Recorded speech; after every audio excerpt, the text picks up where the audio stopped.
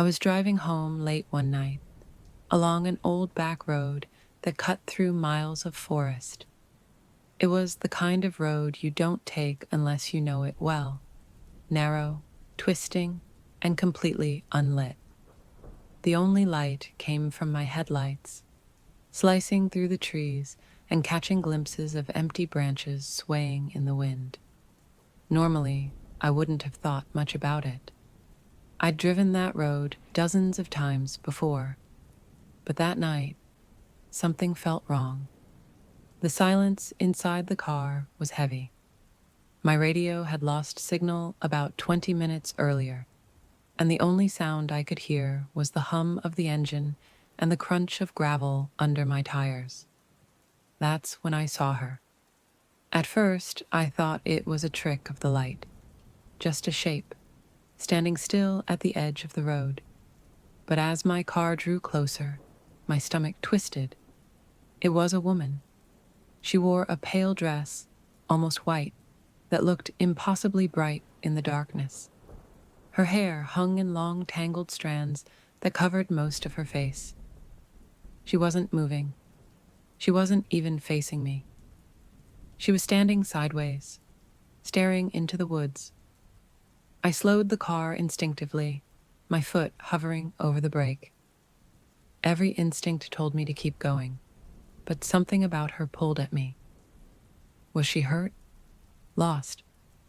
But as I came closer, I realized she wasn't looking into the woods. Her head was turned. Her face tilted just enough so I could see it through the strands of hair. She was smiling.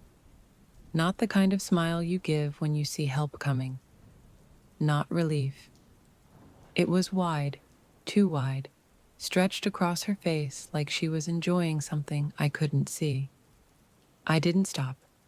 I slammed my foot on the gas and tore past her, my eyes locked on the road ahead. My heart was hammering, my breath caught in my throat, and for a moment I felt relief. I thought it was over, but curiosity got the better of me. I looked into the rearview mirror and froze. The roadside was empty. She was gone. I tried to convince myself she must have stepped back into the woods, but then I heard it. Breathing. Not mine. Not ragged like panic. Steady, slow, and deliberate. It was coming from the back seat. My hands clenched the steering wheel so tight, my knuckles turned white. I didn't want to look. Every instinct told me not to. But something, some awful force, made me glance at the mirror again. And there she was, sitting directly behind me. Her face inches from mine, smiling that same awful smile. Her eyes wide, unblinking. I screamed, swerved the car to the side, and slammed on the brakes. The car skidded to a stop, and I threw the door open, running into the middle of the empty road. When I turned back, the car was empty. The back seat was bare. Shaking, I grabbed my phone and called the police, my voice trembling as I explained what I'd seen. They told me to stay put, that an officer would meet me. When the flashing lights finally appeared down the road, I nearly collapsed with relief. The officer checked my car, the back seat, the roadside.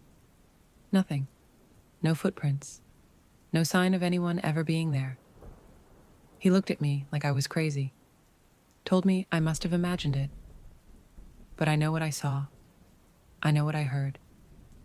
And just before the officer left, I glanced at the woods one last time. There was nothing but darkness between the trees, except for one pale shape, standing perfectly still, watching.